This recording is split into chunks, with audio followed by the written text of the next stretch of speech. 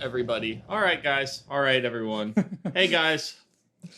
Welcome back to Beggars Canyon Boys, episode 40.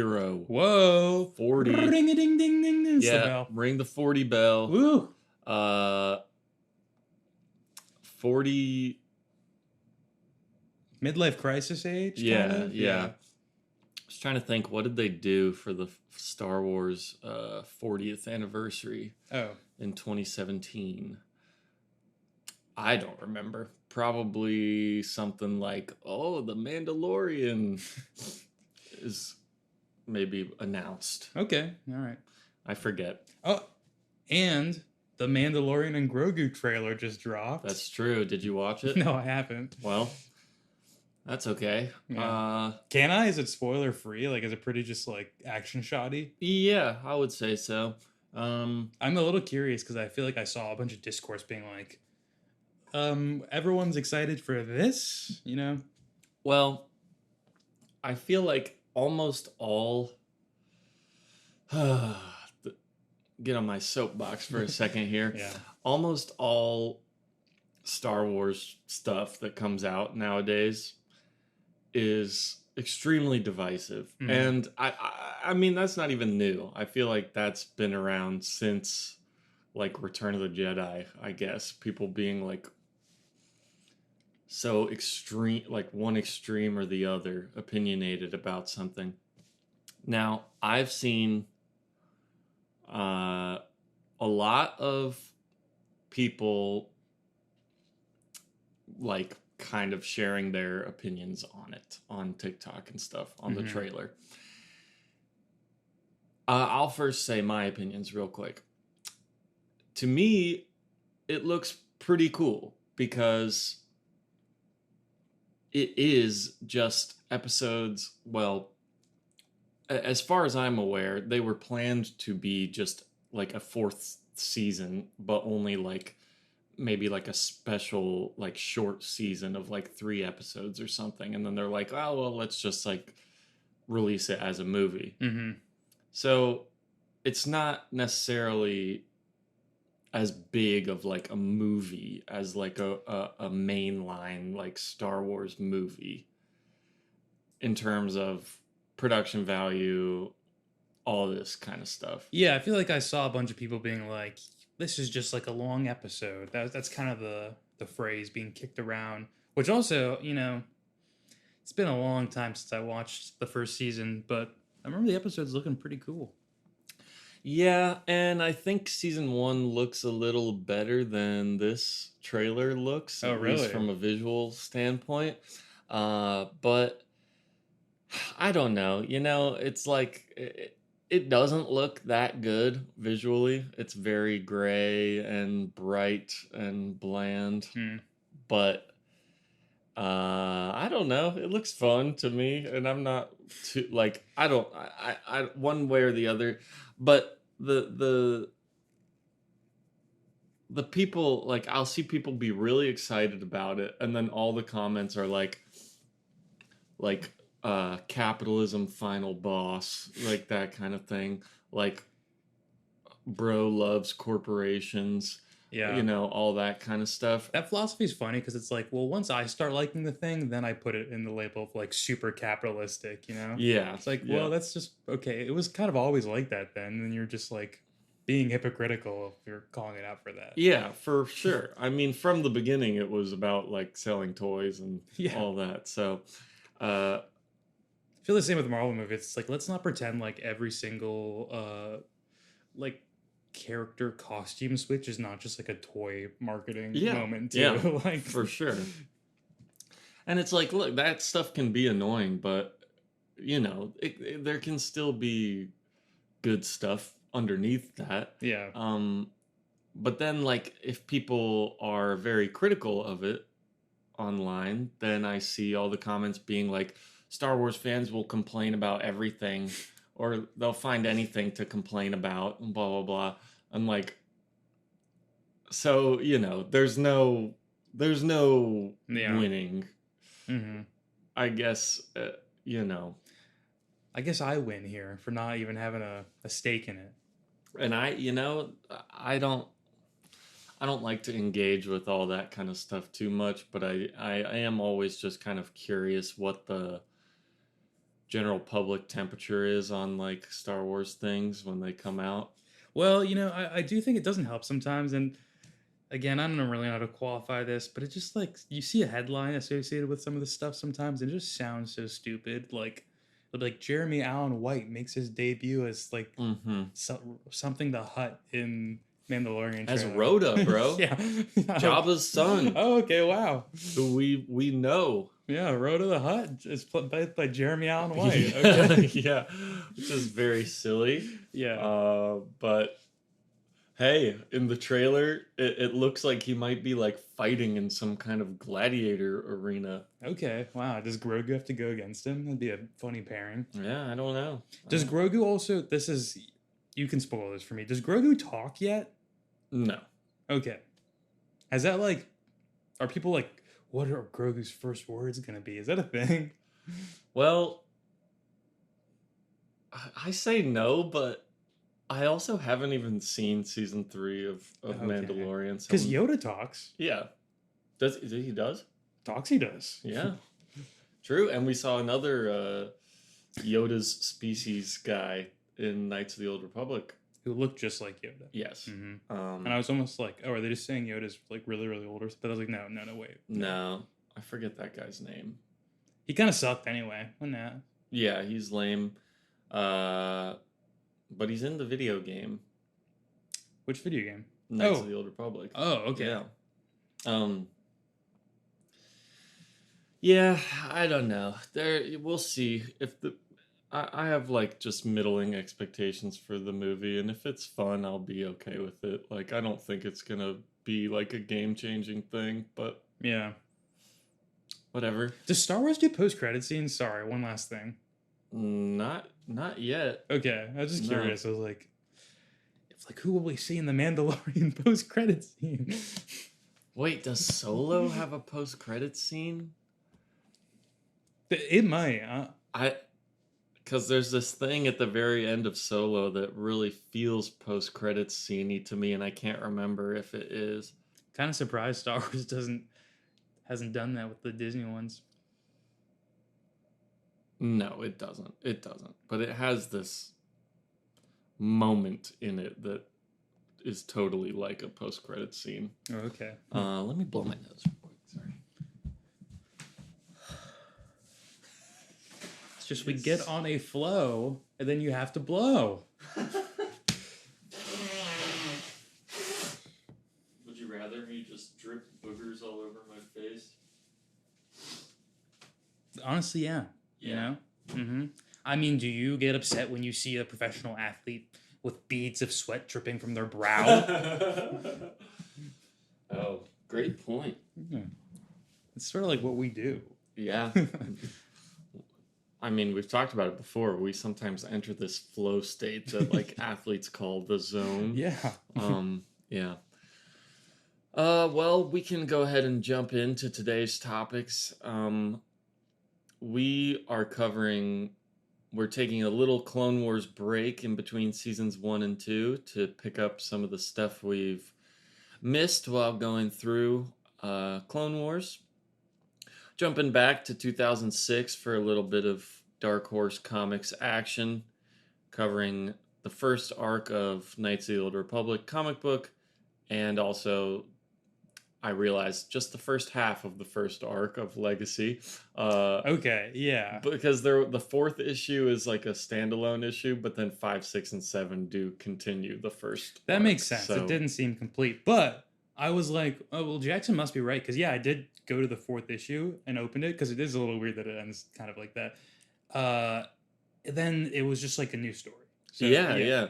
And it like seemed to continue following from where the last one left off, but just a new story. So yeah, I just forgot to like check past that. Hey, we'll find out what's up with what's his name? Cade? Yeah. Yeah. Cade Skywalker. Yeah. Mm-hmm. Dude, he's like addicted to death sticks. Dude, I know, yeah. Which Yeah. is also such a funny thing for the Star Wars universe to call them. Mhm. Like, oh, pretty much what people call cigarettes.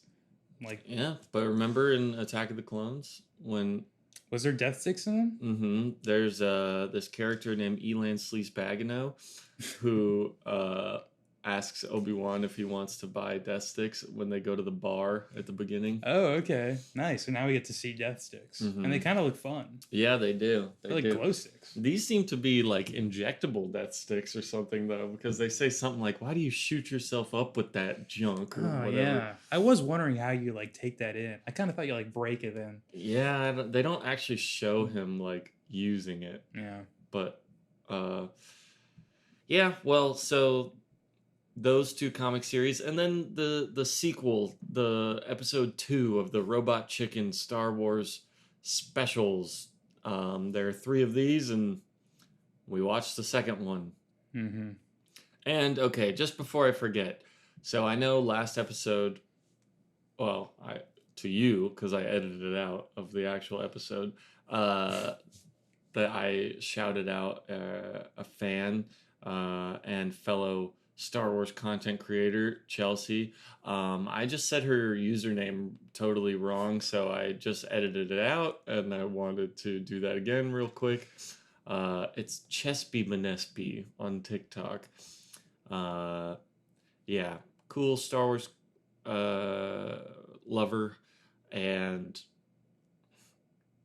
thanks for listening to our show. Thanks for shouting out our show on your live, and yeah, go check out her stuff. And if anybody, I know she's trying to get Lego to send her the Ultimate Collector Series Venator Lego set. So nice. Put some of that out into the ether as well. Or by mentioning that, you've convinced me to try it myself. And I'll be her competitor in trying to get that, because that would be pretty cool. I have no Star Wars Lego sets yet. Yeah, it would be a big one for your first one. Yeah. It's fucking massive. It's like this big. Well, I already put my down payment on the new Death Star. So yeah, pretty excited to hang that up on the wall. Some of the play features look really cool in that. I want the Stormtrooper in the hot tub. That's pretty funny. And it's got an elevator that actually goes through all like 6 levels of the thing.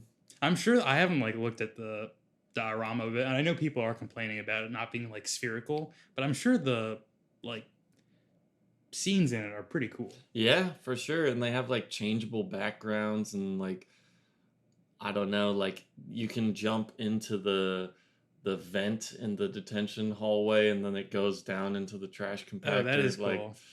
Come on, I don't know. It's way too expensive. I'll never get it, but it's 1,000. Yeah, okay, I think it's 1,000. But I don't know. Looks cool to me. People, I don't know. I'm not too into like the Lego world. I see people talking about how like, oh, the minifigures suck. Oh, and I'm like, wow, I don't know.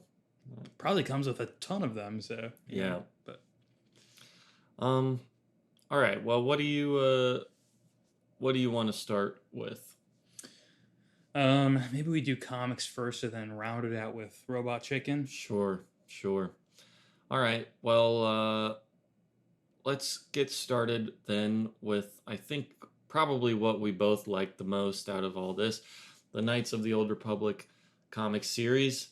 We talked about the first issue before, but I reread it again for this just so I would have like it comprehensively. Yeah, me too.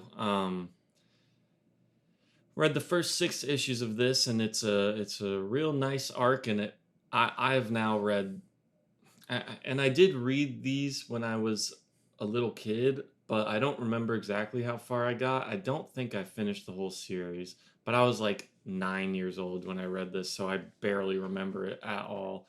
And I've now read to like issue 12, I think, of this, and I'm gonna keep going because I really quite like it a lot. You said the second storyline's a little slower though, or just takes a different turn? It wasn't as exciting to me as the first arc, except for there's this one issue that goes into is his name Nadar, the master of Of Zane? of Zane. Yeah. Was it his name like Lucius or something? Yeah, Lucian, Yeah.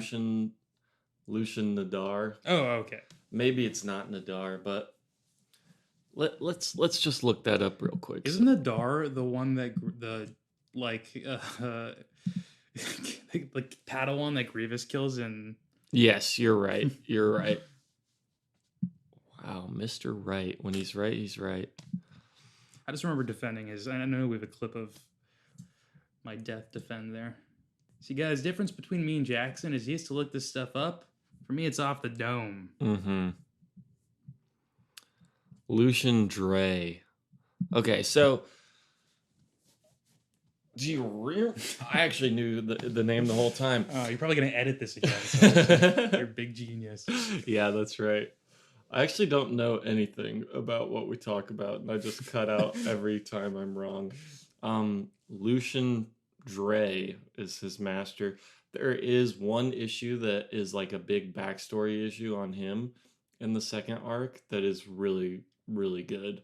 Okay, yeah. I think he's such a loser right now. I dislike him. So. Oh yeah, he sucks. He Mhm. totally sucks. But like his family and his backstory is quite interesting. Because he's the royalty one? Mhm. Okay, yeah. And the second arc is not bad at all. It's just the first one is really, really good, I think. I won't like say it explicitly, but like the ending of this first arc got me pretty excited to keep reading. Not Oh gonna yeah. lie. Like Yeah, I was like, ooh, okay. That's a great like first arc hook for the rest of the series. for sure. How long does this go on for? 50 Oh issues. wow, okay. Yeah.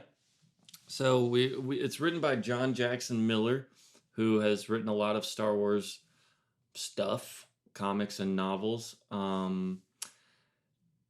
He wrote a few of the arcs on Empire, that series we looked at a little bit of. And then he also he's written a lot of novels, one of them being Kenobi, which is really good, about Obi-Wan's life on Tatooine between the Revenge of the Sith and the first movie. So old Obi. Mm-hmm. And that's where, is that where, I remember one time mentioning to you about like how they have some in-universe explanation for why he ages like 40 years in the span of 19 years. Yeah. And it's like, yeah, the heat of Tatooine ages you twice as fast, it seems. Stuff like that. Yeah, that's pretty funny. Yeah. I think he's a solid Star Wars writer, and this is probably my favorite work of his that I've read, at least. Yeah, I don't know if it's just because we took a little comic break, but like this was a great one to hop back into. I was like, man, this is up there for me. One of the better comics we've read. For sure. And it plays off of the Tales of the Jedi stuff a little bit. And it takes place in between those and the video game. Yeah, I was surprised with the Exar Kun shout out in this. Yeah. I was like, oh. I was like, where are we in canon again? Like, is this so this is not canon. No, not anymore, but it is like pretty soon after that last arc of Tales of the Jedi, the Redemption one, with like Nomi Sunrider's daughter and stuff, all that stuff. Okay, gotcha.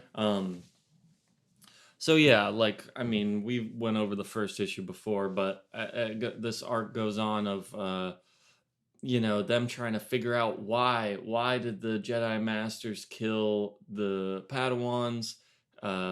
Zane trying to clear his name. Mm-hmm. And Griff along for the ride. Yeah. Notorious underworld criminal boss, is he or something like that? I think he maybe inflates his own station a little bit. Yeah, it seemed that way.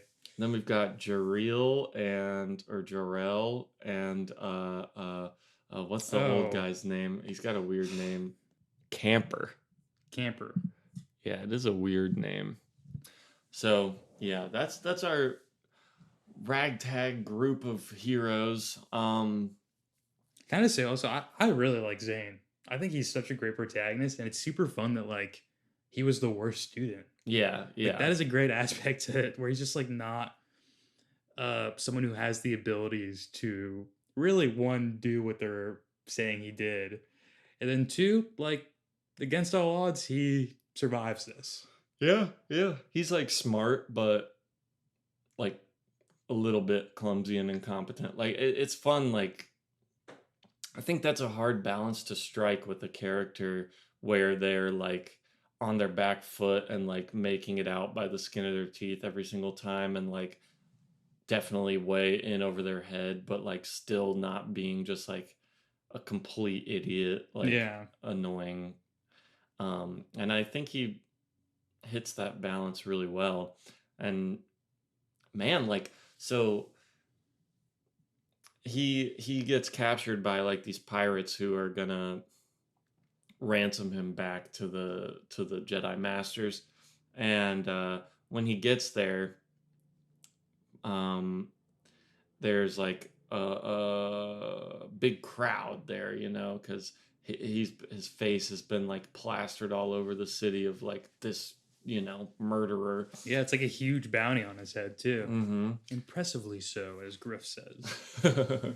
Griff's got a bounty as well, but one the girl that was kind of like hinted to be his love interest in the first issue, her brother is one of the students who was murdered, and like her seeing him and him trying to like convince her that he didn't do it in like that brief moment where he's being like pulled along and he sees like their family in the crowd and stuff. I was like, oh man, like that hit pretty hard. Yeah, pretty. It's funny. I thought also, and maybe she'll come back into play later. I thought she would like come into play and maybe join his group and be convinced that he didn't do it.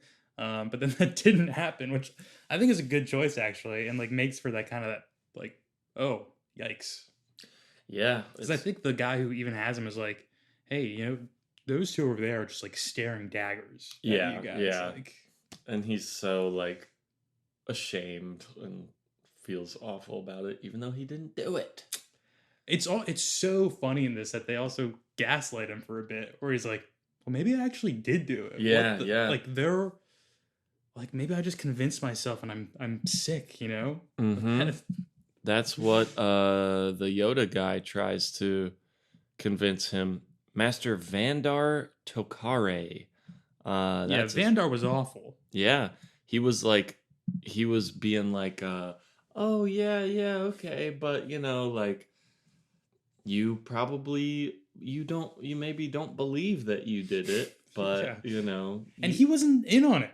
no. He's just like helping them because he's an idiot. Yeah, he's just like, well, there's no way these guys would do that. Yeah. So He's actually maybe the one that pisses me off the most. because like, bro, like believe your student. And it's like,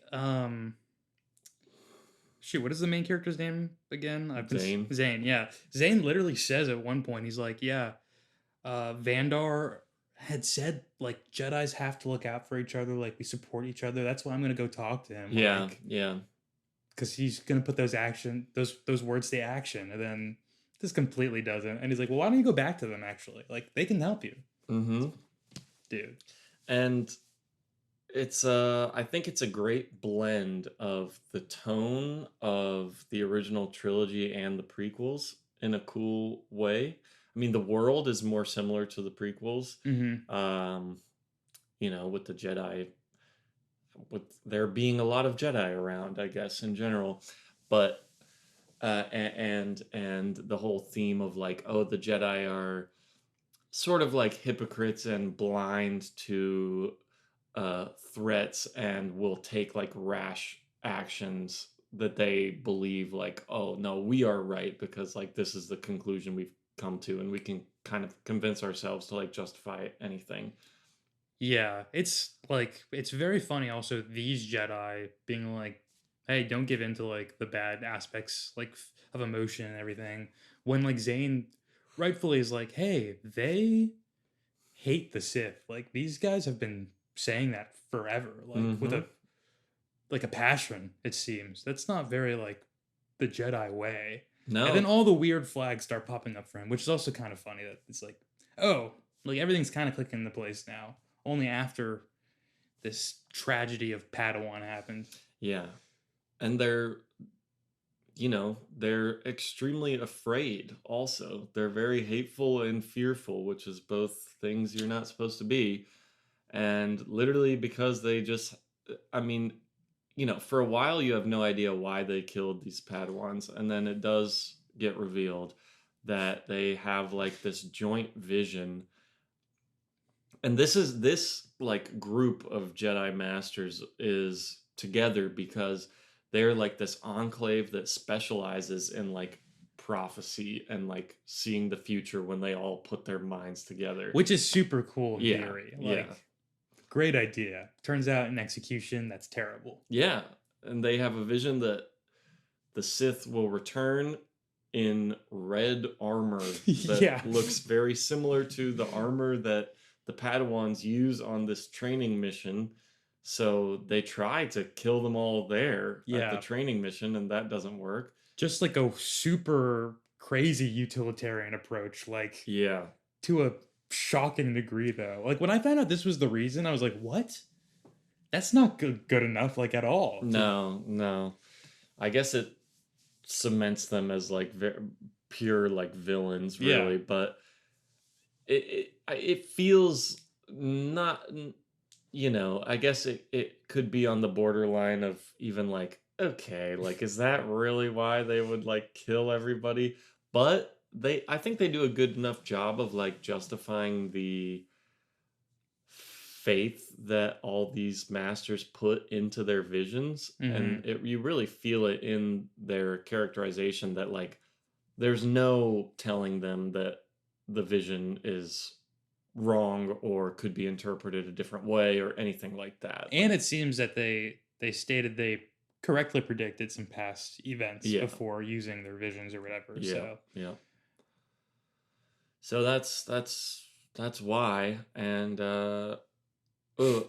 another, I forget his name, but the droid character that gets like betrayed. TI-80 or something, told to walk off the side of the cliff. Yeah. That's pretty fun, like, and now he's insane because he had like his logic motivators flipped on their head by like them finding some loophole to get him to kill himself and stuff. Yeah, although I was like,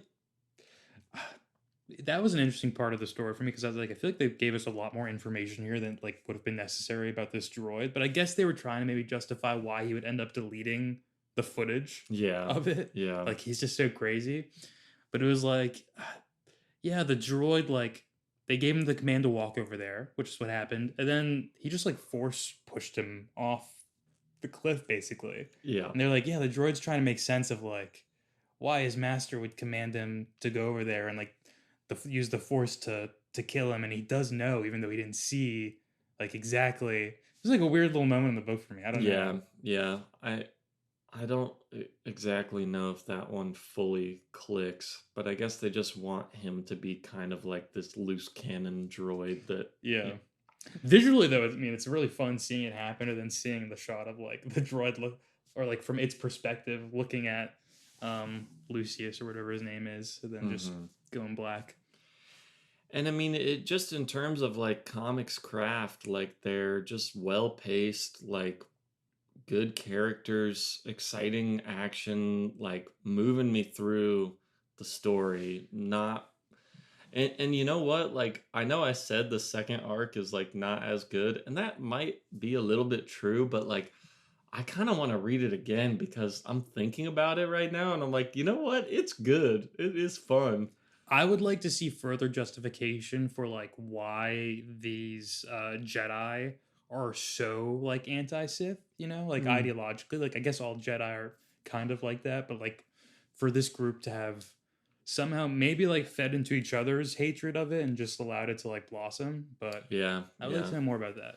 It does. That would be interesting for sure. It definitely does seem like they sort of like echo chamber themselves a lot into, believing the vision is like 100% correct. And like, there's no way that, killing these Padawans is the wrong move. Hey, you know Like, what these Jedi are great at though? The fucking no connection like mm-hmm. aspect of being a Jedi. Because Yeah, they true. care so little about their Padawans Yeah. that they're even like they're all so dismissive and like it's like gross the way they talk about Zane. But like how bad he is he's also like not terrible. Like he's not as efficient as like a lot of the Padawan and Jedi we see, but he's just like a more realistic version of it. Yeah, he's just like clumsy Yeah. slightly. He's not dumb. He like No. articulates his ideas well and like can communicate well and rile people up. And he just messes up in combat every once in a while. Like, come on. Yeah. I don't know. I mean, I guess that could be another thing too, where like they know they're gonna kill them, so they just start being like, "Oh yeah, well, like we hate them," like Yeah. start telling themselves like, or doubling down on the negative aspects of people to like justify it in their heads a little better. But it's crazy that they knew only one person would have been responsible. Yeah, yeah. And they were just willing to kill all of them. Yeah, they're like, well, we don't know which one of them it's gonna be, so Can't you confer with the Force and get more clarity for your vision? for real, Like, for real. wait a little, like No, they were so ready to do that. And then in the background of all of this, we have the Mandalorian War happening. okay, yeah. And that gets focused on a lot more in the next arc. Yeah, and like the planet is kind of up in chaos because they don't trust the Jedi anymore because like the war is Oh yeah, bad. and like some trade has pulled out of the city or something, right? Because of this incident, like they don't Yeah. feel they're safe there because all the Padawan were killed and no one was caught. Yeah, something like that. That part of it is a little less fleshed out than the rest of it, but it does go on to be more fleshed out. Man, I just want to read this whole thing again and like not miss any of the details because I was reading like John Jackson Miller talking about it a little bit, and I don't know how true this is, but he said he made a pledge to not introduce any mysteries that he didn't already know the answer to, like from the beginning. And that seems like, oh, okay, well, whatever. But that happens in comics all the time. Yeah. Where they're like, woo, what is this thing? And then it never gets paid off. So I don't know which I know you are, but just like in general, if you're someone who follows like long running comic series, that is like a constant awful thing about it is how much setup there is for almost sometimes no payoff. That's why people like Jonathan Hickman are so popular, because like he actually generally does pay off the mysteries he sets up in cool ways.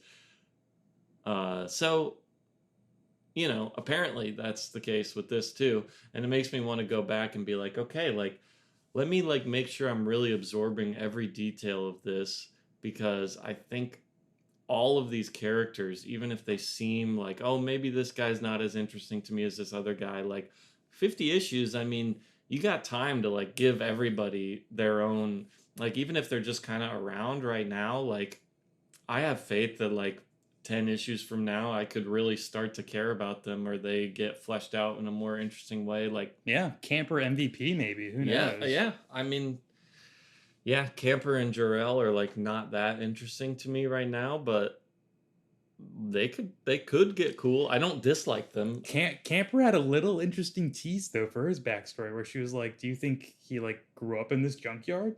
Like, oh yeah.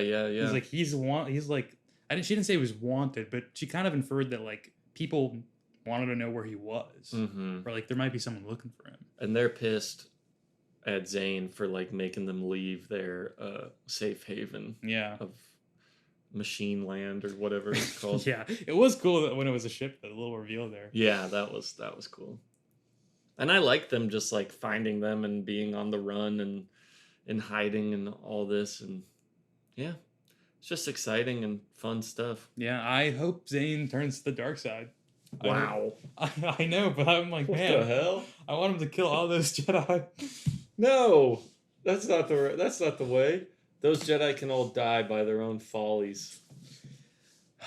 I know, but Zane made such a cool promise at the end of this arc that I was like, man, if he doesn't fulfill that, I'm gonna feel disappointed. Does he say he's gonna come back and kill all of them? Oh yeah, do you not remember his call out there at the end? He basically he calls them on his hologram, and he's like, "Hey, you guys don't need to look for me because I'll be looking for you. I'm gonna dedicate the rest of my life to finding each and every one of you. But here's the thing: the one of you who goes and admits that I didn't do it, I'll let you live. Yeah, I But do everyone else remember is gonna that die." part of it. Yeah. Yeah.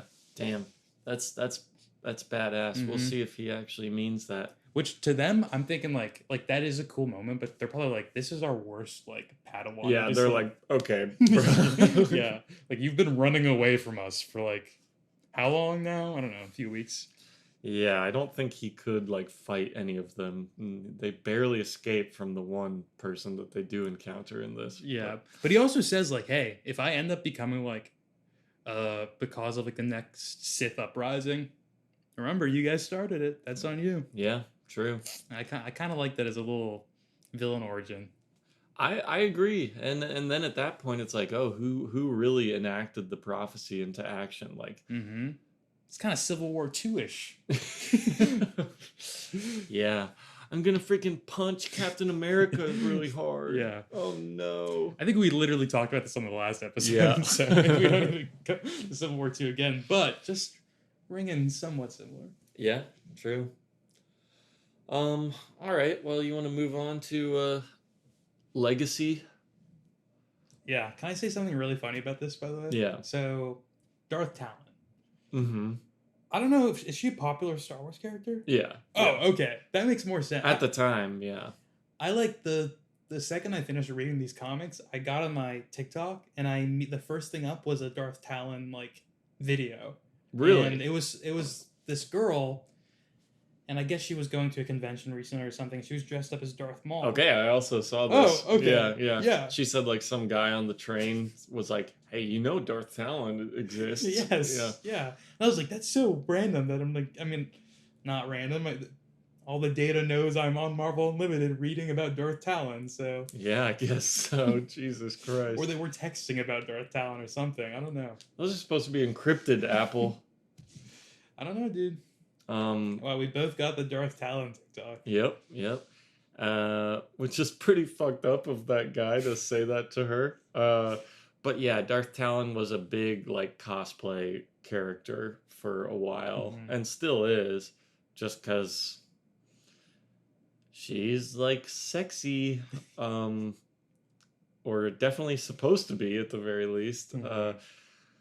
So yeah, these are kind of like the two sides of like 2006 era comic books, I feel like. And this one is your classic like 2000s edgy, like hypersexualized, but for 12-year-olds at the same time. Just look at Crate, dude. Like Yeah. the way he looks like Shao Kahn from Mortal Kombat. Yeah. Like, but just with if he was charred, if those bones were charred, that's exactly what this dude looks like. Yeah, but he's kind of sick looking. I know, but that's the sick looking. And I'm not saying 12-year-old boys have bad taste even, because I agree. But that's the sick looking that 12-year-old boys are like, that's so cool. Yes, absolutely. And Cade as a protagonist is totally like, oh yeah, he's like not your daddy's Skywalker. He has a shotgun and he does drugs, and he doesn't care about this mamby-pamby force. Yeah, and he's got his crew who's I forget the other guy, but there's what's his name, like Darla Blue or something? Yeah, the girl that's with them. Yeah, Dahlia Blue. She's just like grinding on him in multiple shots where it doesn't make any sense at all. It's just like they'll be having a conversation, then the one guy will go away, and then in the next panel she's like rubbing her butt up on him just to like tell him the information that they want. Yeah. So, I think there's one point where like I don't know what he wants her to do, but she's like, I'll only do it if I get to sleep in your room tonight. yeah. So yeah, you're right. It is kind of like 12-year-old boy wish fulfillment. Like, for sure. If I was in Star Wars, I'd be a bounty hunter, and the ladies would love me. Mm-hmm. I would be like a Jedi bounty hunter, sexy, like. Yeah. Like Yeah. badass, but like Oh man, yeah. And it's kind of us playing the role playing game yeah, when we were making our characters. totally. It really does feel like a role playing game type character.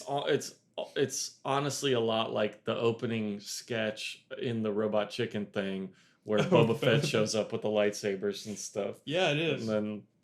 then like Leia's like trying to have sex with him and stuff. Like it's pretty much that. And not to say that it's terrible though. It is still pretty interesting to me. And I didn't get too into it, but I didn't dislike it either. yeah, John Ostrander is the writer here, and he wrote most, well, I don't know statistically, but I'm pretty sure most of, and definitely a lot of the Republic comic series that we did not read, that is mostly about the Clone Wars and stuff. And we didn't read it because, I don't know, some people really like it. I found moments of it to be really interesting, but I found it in general to be like quite tedious and overly wordy and yeah, like edgy and Mm. I don't know. Like yeah, it has some cool parts, but not really worth like digging through the whole thing. If you really care about Quinlan Voss's struggle with the dark side, then yeah, go check it out. But uh it's so repetitive and whatever. And it's same writer here, and I will say these comics are way too wordy as well. There's so many words on each page that are I don't know, they're too dense while not really having like that much story happening at the Yeah, same and time. the Knights of the Old Republic one also I think has a lot of words, but like flows super well. And Yes. it felt like a quick read. Yeah, and it's just like more yeah, something about the style of the writing just propels you through it better. And this one is like, okay, here we go. Like you look at the page and you're like, gotta take a deep breath and lock into this page here. I think we've talked about this before too, but it's like a lot of useless information too. Yeah. Of like it'll be like, okay, this like Darth Talon's going to kill this loyalist, blah blah blah. And it's like some of that information here, like about the loyalist that's about to die literally in like 2 seconds, like we don't need to know their whole thing. For their sure. Whole deal. And I guess like the princess is the daughter of the emperor the emperor that's trying to like reclaim his throne from Crate and Rav. stuff. Yeah. But yeah, there's just like too many words, too many characters already that are boring. I don't know. I kind of like. Oh no, Rav is the like crime lord guy that they like used to work for and freelance work for and gives Cade the drugs. Oh, That's okay. Rav. Yeah, who was sitting on the throne and got like fake killed? Mm-hmm. I don't remember his name. Yeah, but that cool scene though, like when the Sith Lords all roll up to the throne room and like kill everyone. I'm like, all right, that's cool. And I like the first issue in general, like the assault on the Jedi Temple, and then like Cade's dad getting killed, and then him reviving the Master back to life with like Force lightning, and like, oh, I tipped my toe into the dark side to do that. And yes, then, like all that stuff is fun. Actually, I think that's the best stuff of these issues. Yeah, for sure. Man, the bringing his master back with the Force lightning was a super cool moment, and also like a great sort of like, tiptoeing to the dark side there, buddy, like moment. And then like he goes out in the fighter, and they're like, man, I felt him go into the dark side there. Like he wants to kill right now, and he's just gonna kill as many of these people as he can before he goes down. I'm like, damn, all right. Yeah. That was pretty fun. Sorry, Master, I can't hear you. And how about this? Little Lukey shows up. Lukey shows up as Force Ghost. Oh, yeah. Oh, my God. I forgot that Luke showed up in this. Yeah. Man, yeah.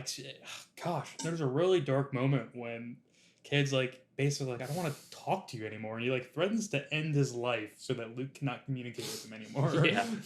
I know. They're trying so hard to be like edgy in this, where he grabs a gun, and Luke is like, you know, a gun is not going to do anything to me. I'm a ghost. Yeah. And then he like puts it to his own head, and he's like, well, how about this? Yeah. Okay, leave me alone. And he's like, why do you do these drugs, man? And he's like, it's because it stops you from showing up. And he's like, dude, it weakens your connection to the Force. .2 in their favor. Yeah. Yeah. Some funny, silly stuff in there. It's also, I'm like, I was thinking about that moment. I was like, man, all right, so, you know, he's a Skywalker, so obviously Luke has that familial connection. But, like, end of the day, he does kill himself right there. One, does he become one with the Force, or is he just like. I don't know. I mean, he's on a dark path right now. Yeah, but has he done anything in his bounty hunting career to, like, really teeter over the line there? Darth Vader came back. Yeah, but he redeemed himself at the end there. Yeah. I don't quite know, but he does turn in a Jedi as a bounty, and they make a big deal about that. Like, hey, you've never done that before. Yeah. And then also his friend, one of the, teammates or whatever, says something like, oh, you think Cade is ruthless now? You should have seen him a couple years ago. Like, so implying that he used to like assault prisoners and stuff like that. So he seems like not a good dude. Man, Skywalker Legacy down the toilet with Cade. Yep. Yikes. It was a really cool moment though when he is capturing that one Jedi, and I don't know if that Jedi clocks that Cade is just a Force user or that he's like kind of got some Jedi training. But when he did notice that, I was like, ooh man, this is getting good. Yeah. And then, I'm sort of interested in where it could go with like the Emperor guy's daughter like running onto their ship at the very end, being chased by Darth Talon, and now they're all together. Like, it could be an interesting dynamic. I'm gonna keep going and see. I mean, this also goes on for like 50 issues, and oh wow, is one of their most successful comics. Yeah, so I think we mentioned this before, but around this time, like they stopped all of their series and started 4 new like ongoings in 2006. And this one and Knights of the Old Republic are definitely the 2 most like successful and popular ones. Gotcha. Darth Talon, the Darth Talon appeal. Darth Talon's on the cover of the first issue. She's not even in the first issue though. Well, that's how you sell comic books. Yes. And it's so funny. They're like, a new era for Star Wars. And it's like, yeah, sexy and violent. Ooh. Like if Darth Maul was hot. Exactly. Darth Maul already is hot, though. Well, that's true. Yeah. But for like straight 12-year-old boys, if he was hot. Yeah, big popular cosplay character. Okay, so there's probably some Darth Talons walking around the floor of Comic-Con as we speak right now, even. Is Comic-Con... It's not going on right now. It is, isn't it? I thought that was a couple of months ago. Someone literally told me yesterday they were going yesterday, so I was like, oh, it must be going on this whole weekend. Maybe there's like LA Comic-Con? Maybe. Okay. On that convention floor is what I mean. Yes. Well, you may be right. I wonder what the most obscure... Well, I'm sure people dress up as all kinds of obscure Star Wars characters all the time, but I want to go to a Star Wars specific convention and see like what characters we can spot from things we've read on our journey here. Yeah. A little Ulick Qel-Dromo, or yeah. How about like a big Master Thawne 2-person puppet cosplay? Dude, I'd get so excited. Yeah. I got super excited and I wanted to approach the person, but I was like, I feel like, I don't know. I know like you can't ask people cosplaying for pictures, but it also feels like a little weird for me to go up like and just ask some woman for a picture, you know? But I saw someone dressed as Firestar, which I was like, oh, super cool, like kind of deeper cut character. Yeah. Got me excited. That is cool. But I didn't ask for a picture. Where was that? It was in Richmond for a convention like 2 years ago. Oh, okay. Yeah. Yeah, I'm gonna continue checking these out. They definitely don't excite me as much as the Knights of the Old Republic, but This is the furthest thing in the future that we've read. It at the time was, and maybe still is, the furthest thing in the future in the timeline in general that was like ever published. It like, and I guess the Disney movies are probably gonna do this too.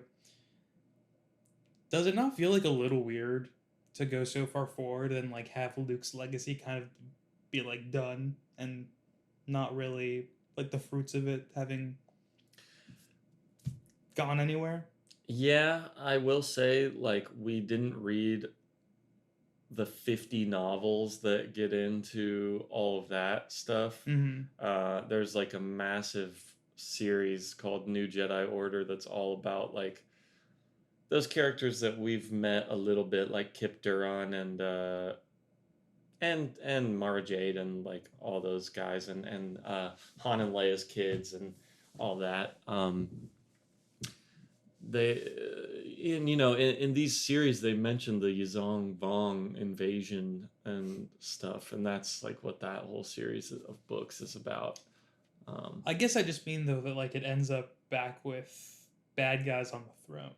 Right. I mean, it is very much just like a okay, and like the Empire is back again, and it was only like 100 years later too. So it's Yeah, which I like really shouldn't be complaining about again, like especially as a comic fan where everything's super cyclical. But it's like I don't know, it's stood out to me in Star Wars here as something that like didn't feel right for some I reason. agree. I mean, and we'll yeah, when we talk about the Disney movies, that there's definitely a lot of that as well Hmm. that is strange to me. But they do kind of address that in the Robot Chicken thing too, where they're like, um, all right, now let's go attack the rebels, and they're like, oh no, like we lost, we have to stop. And they're like, what do you mean? And he's like, well, they destroyed the Death Star. And they're like, well, they did that before and we kept going. And he's like, yeah, but they killed the Emperor this time too. So, like, the rules are if they do the Death Star and the Emperor, then we lose and we Yeah. have to stop. And he's like, well, what? We still have our whole military. We could keep. No, we have to stop. Well, that to see that to that point, that is I would have liked to see like something within that where it's like, yeah, the bad guys can still get in power, but maybe something Luke did mitigates that to some degree or like, makes it easier for the power to be taken back or something. Yeah, and I think that's kind of what the Thrawn books were doing, where it put the Empire as sort of in the rebels' shoes, I guess, Mhm. as like on their back foot, ragtag, scrapping together whatever they can to stay alive, kind of stuff. So I feel like that was a good execution of that kind of thing. But Yeah, I will say also though, so like when it comes to Disney doing it, I don't know how far in the future the movies take place, but I think I've seen basically pictures of all of our original cast characters ending up back in those movies. So it can't be too far in the future. I think like it's easier to be less precious about like the legacy of the character and stuff. At least for me, might be pissing people off with the statement when it's like within still their lifespan. yes, You know. yeah, because they could still like be making choices and things like that. Yeah. And also, like, why does the Force Ghost appear to Cade like Return of the Jedi Luke? Like, wouldn't he be older? Because he looked pretty cool. Yeah, I mean, I love the way Luke looks in Return of the Jedi. Yeah, it should look like normal, like Mark Hamill now. Yeah. Like the Major. Fuck the long walk. Fuck the Major. Yeah. You're a big long walk fan? That's Lukey, bro. That's the Major. Oh, that was him? That's Mark Hamill. What? Yeah, he's the Major. No kidding. Yeah. Dude, how did I not notice that? That's crazy. The whole time I was like, man, this guy looks like fucking he could be brothers with man, who plays Logan Roy in Succession? Oh, I don't know. Well, that actor who also does all the McDonald's commercials now. Just kind of sounds pissed off when he does them. Oh. What, Brian Cox? Is it? Yeah. Okay. Brian Cox, yeah. No, it's Mark Hamill. That's crazy. Wow, man, I'm disappointed in myself a little bit. Man, I like that movie.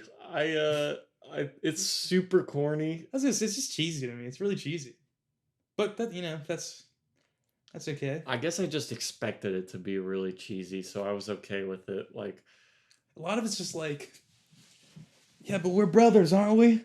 Walking here in the sun, going forward, fighting the good fight. yeah. And then it's like, but hey, we all know what's going to happen, and let's try not to let it get to our mind. Like, that was most of the movie. Yeah, yes.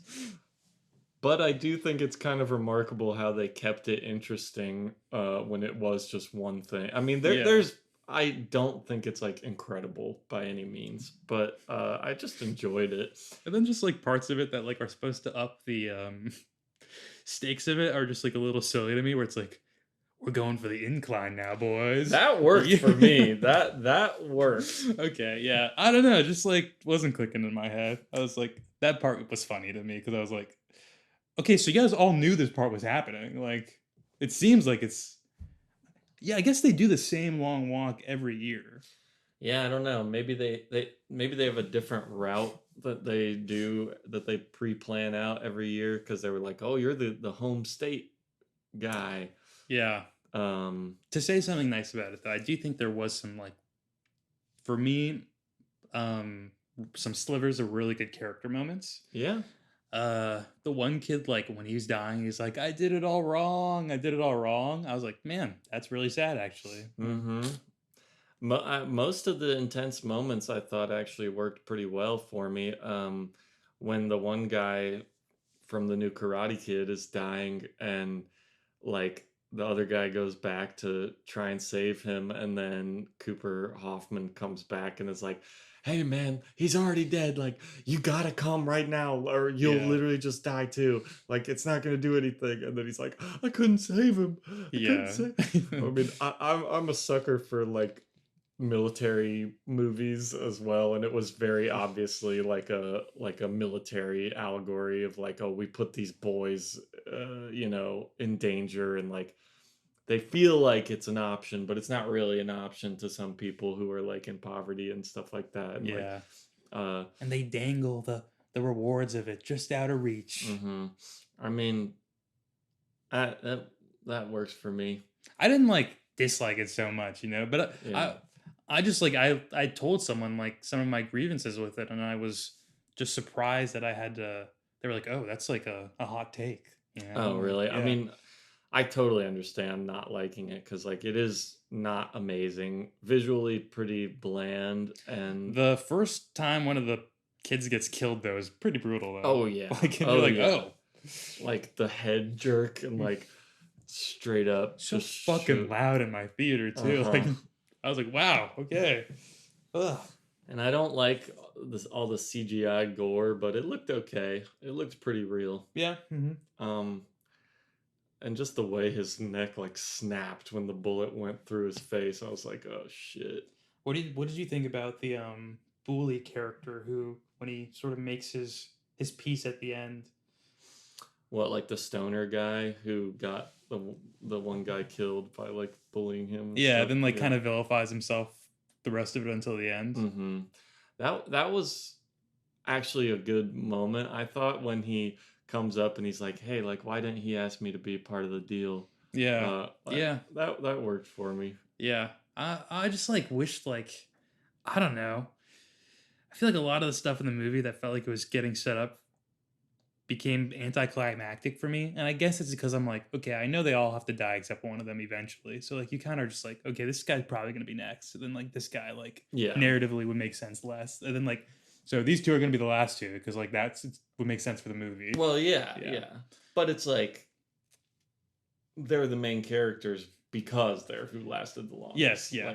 But like the Bully one, I was like, man, I thought there was going to be something bigger with him in the plot, like trying to throw a wrench in that group. But then he kind of just dies out. Right. Which happened, I feel like, to a lot of the characters that like had little interesting moments. And I was like, oh, like the Ubermensch guy kind of had the same thing happen, and him being like a bastard of the major. That was kind of interesting. He was like one of the most interesting characters, I thought. Yeah, he didn't really get a great resolution. He was cool as hell though. But I like I like the idea of the Major being like this. Something about the world of it does work for me, where I'm like, okay, it is very like intentionally generic. Like they never say like what war it is, what time period this is, what state anybody's from. I mean, you can assume some things here and there, but like then like the Major is just like this entity of darkness, like the, this inhuman like representation of like, you know the nastiness of the United States or whatever, where Yeah. he's just kind of always there, like, and it's like, oh yeah, he has like tons of bastards all over the country and everything. It's just like this imperialistic like specter almost, that just like, yeah, I'll spread my seed around and like infiltrate the world and suppress any like uprising and things like that. Like that's kind of cool to me. I feel like I did not get like that much of it from him, but you know, maybe I'm just like not picking up on the depth of him. But now that I know it's Mark Hamill, I'm extra interested. Yeah, you got to watch it again, I Ben. have to, yeah.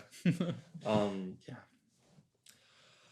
Well, shall we talk about Robot Chicken real quick? Yes, yeah. Okay. I hope everyone liked our long walk talk. I think it's fine. Mark Hamill, hey. Yeah, yeah. It relates. Um Brian Cox would have done well in that role too. Sure. But he's British. You need an American guy. He's American in Succession. Yeah, I know. I think we talked about this before, where Yeah. I don't like British people playing Americans. Yeah. Just like I wouldn't like an American playing a British person, okay? It's not like I have anything against British actors. Doesn't happen so often though. No, well, exactly. Look, Robert Pattinson, he's good as Batman. He's British? No, Yeah, this one was pretty funny, I think. yeah, I liked it a lot. Didn't have too many moments where I was like laughing out loud, but it might have had a slightly higher hit rate for me than the first one. I think much higher for me. And I like Okay. I think I like the first one. I don't remember if I was too hard on it. A lot of the jokes are like kind of silly, stupid, but those are fun. And it's like what Robot Chicken is. So. Yeah, yeah. But this one, I was like, I thought it had some. It's still kind of like that, but yeah, like you said, the hit rate was higher. They were all like a little more clever for me and like clicking better. Yeah, I definitely agree. And the one I remember from this like super well from forever is like the insurance advertisement where the guy's like, have you been injured by a jetty? And well, we'll get you there. And then Darth Maul shows up on the skateboard and is like, Yeah. at last we will have our revenge. Yeah. I don't know. Not even that funny to me now, but that was the one that wormed its way into my brain. It's good to know that in some like alternate universe out there, like the Wampa got paid though. You know? Yeah, yeah, for sure. Because that's like your big concern when you're watching the movie. You're like, what's gonna happen to that Wampa's family? And Pondo Baba, bro, who we know from the first Robot Chicken episode, got fired from his architecture job. Yeah. Yeah. What did you have any standout ones? Let's see. I wrote just a bunch of them down. Let me see. Looking through these, which ones I liked best. Oh, you know what I did like? And again, this one is not. I know I just said about like, ooh, clever Star Wars connections. This one was not. It was more so just like, hey, we're taking Star Wars and like we're attaching an everyday situation to it. And it was like the Stormtrooper take your daughter to work one. Yeah, yeah. I thought that was really funny and really fun. I like Vader having like a soft spot for the kid. When he's like kills the rebel guy on the ship and is like, oh, I'm so sorry you had to see that. Yeah.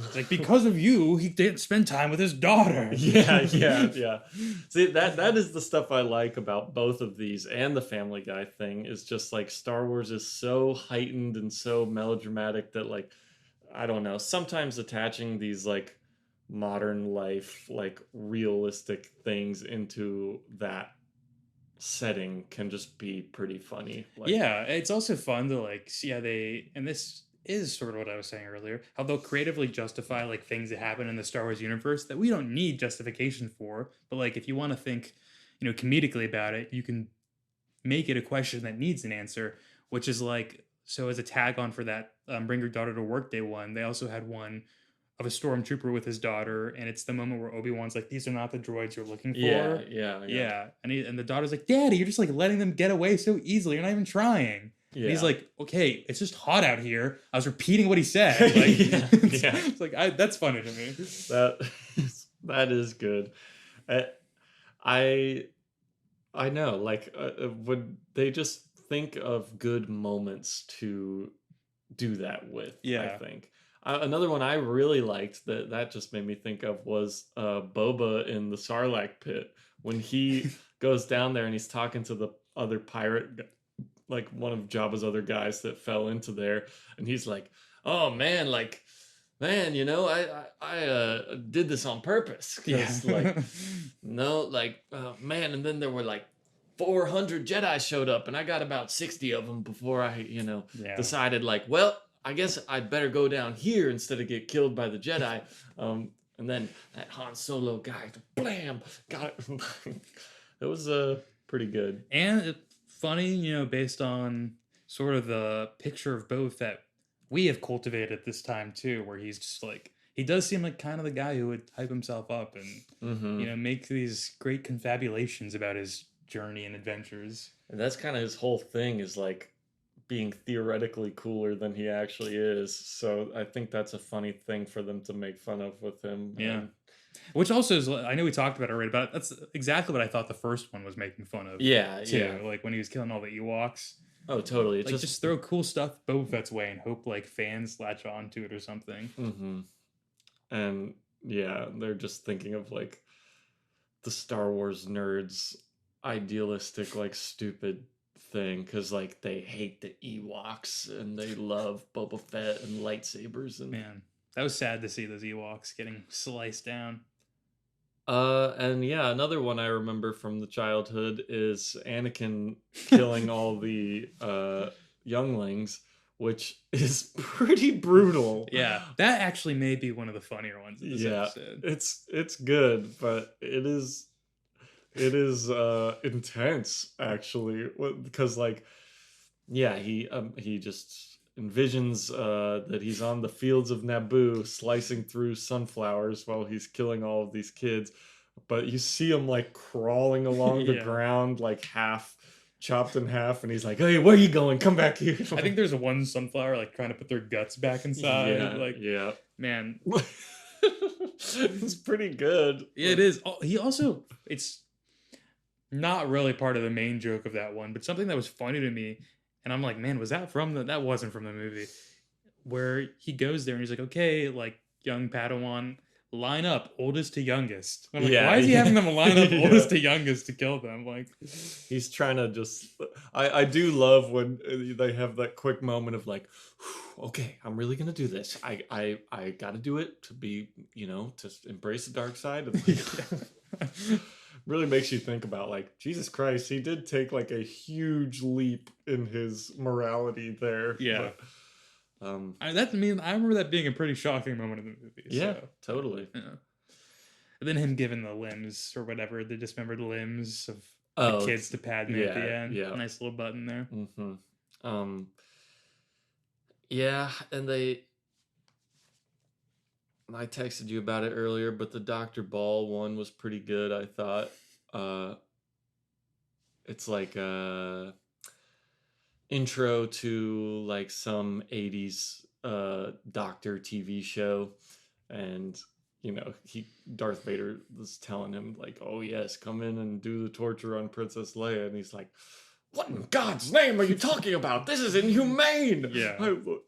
Yeah, it was pretty good, I thought. Yeah. I also like when I also we talked about this, but the Padme call out there of like she Yeah. lost the will to live. Where did you get your medical degree Yeah, from? like, we're doctors, like in the age of technology. Like, Yeah. Pretty good stuff. Also, the animation is like pretty high quality. Like, I was especially thinking about it, the one where Jar Jar Binks is like doing the interpreter for Yeah. the lady. Like, his flaps are like his ear flaps are going crazy the whole time. I'm like, damn, like this must have actually taken a long time to Dude, make. the AT-AT race I thought looked incredible too. I Yeah, was like, yeah. wow, this looks really good actually. Like I feel like they just knew they could do this and wanted this one to like just kind of be a visual present for us, I guess. Yeah. Like, wow, that's actually a lot of effort put into the stop motion of these. Man, years ago I watched a video on like the behind the scenes of how they do Robot Chicken, and it is like really meticulous. Yeah, Like, I bet. are they still making episodes even? I don't think so. I remember like liking the show a lot, and like I get nostalgia when I hear the theme song playing in these episodes. So I'm like, oh, Same. I liked Robot Chicken. Me too. I know. Like after watching this, I was like, man, I kind of want to just watch like a regular episode. Probably of it. pretty funny. Yeah. I mean, I have recently rewatched the Last Crusade, the one that they joke about, the Last Crusade. Have you seen Indiana Jones? Oh no, No. only the Crystal Skull. Oh my God. Shia LaBeouf. This is just wild how consistently, Yeah, I don't know. like, that's like not even a surprise to me. I'm sorry. Yeah.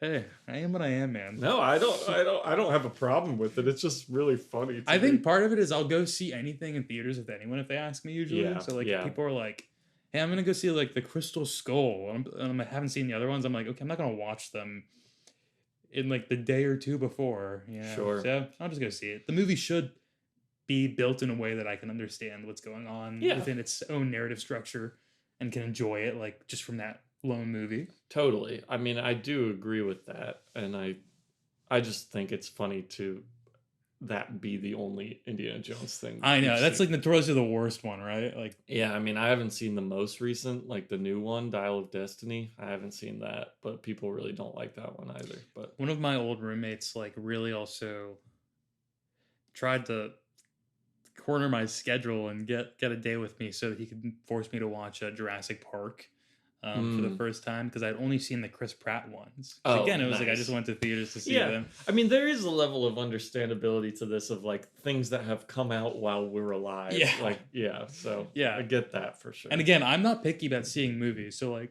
I know like I would kind of, no offense to anyone who likes Jurassic World, but like those new ones are like kind of more movie slop to me than anything. Yeah. They're pretty bad. But I'll go see that. I don't care. Yeah. But the first Jurassic Park is like a pretty incredible movie. Yeah, I liked it a lot. Although I didn't like love it. I don't think like I was like, this is another one where I feel like not it's nostalgia lenses, but just like people. I don't know, like the evolution of like film and everything has I think affected my view of going back to look at Jurassic Park, you know, the original one. Yeah. Versus like maybe people watching it more so when it came out and had a I don't know, that's hard to say because the spectacle of Jurassic Park is also really good, like regardless. So But like I think it's just something about the care and the craft of the actual like filmmaking in that movie beyond the story to me and just the spectacle in general.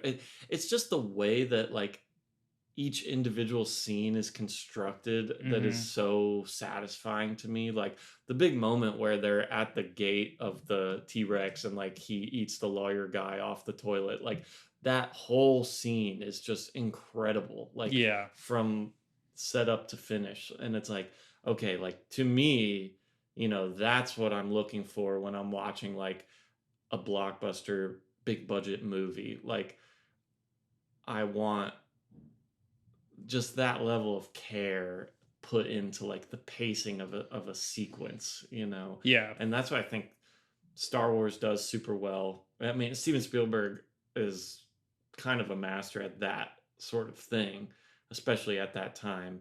And that's why it's something about Indiana Jones too, that like I don't really care about Indiana Jones in terms of the character of Indiana Jones or really any of the characters in those movies. Like I don't have a lot of affection for, but it's just the craft of the movie making is so good that it makes me still quite like those movies, even if I don't super emotionally connect to them, really.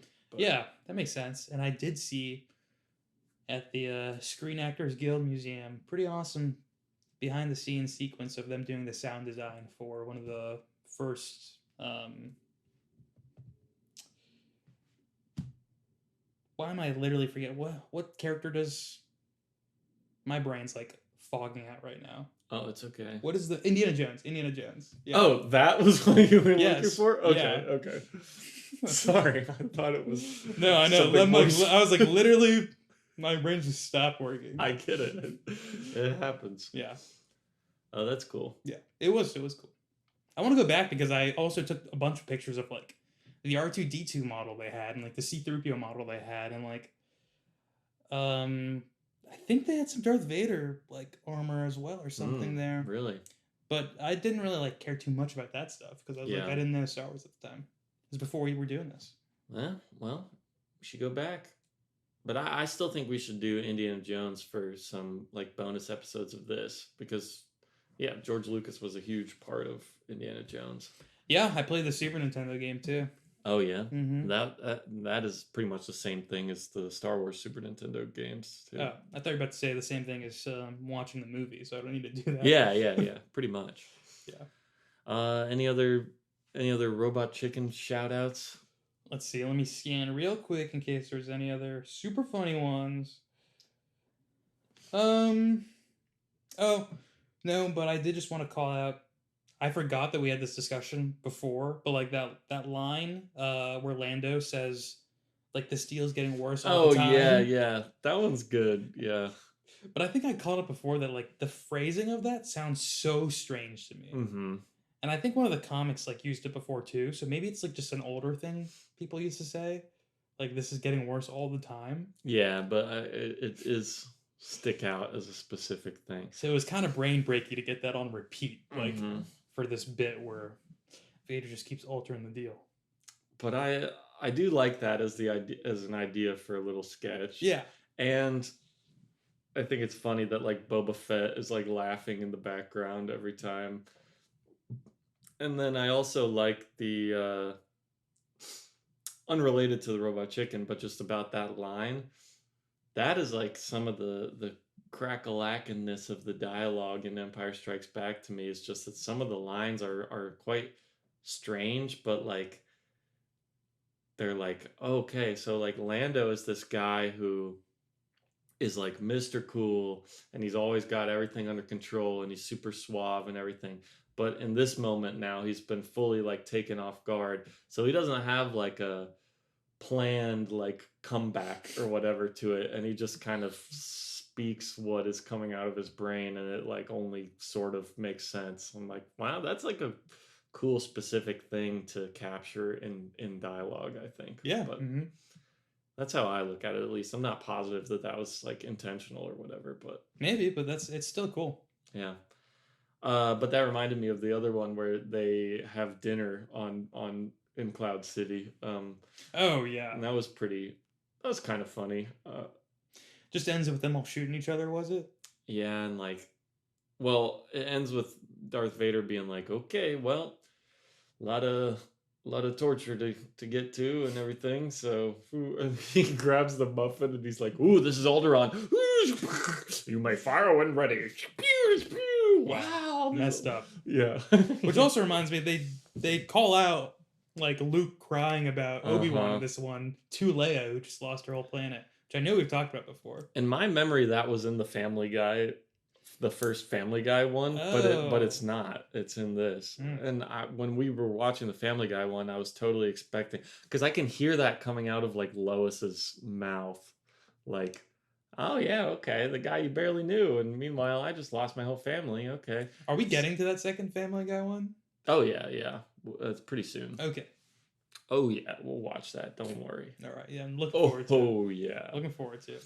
Why can't American Dad do these? I like American Dad better. No. Dude, Roger could be any of the aliens. Because that's like the most fun way to cast an alien. They probably make him a human. Nah, it's crazy, dude. Or Make him a be droid. Yoda. He could be R2D2. Okay, well. Steve would be Yoda, I think. Who's Steve? The Oh. fish? No, like the nerdy son. Oh, okay. Yeah. I've only seen a couple American Dads here and there. I don't like watch it all the time Yeah. or anything. But No, you're like a really huge fan of it. Yeah. I just know all the characters' names. So Claude's the fish. Okay, okay. Oh, yeah. Claude. Yeah.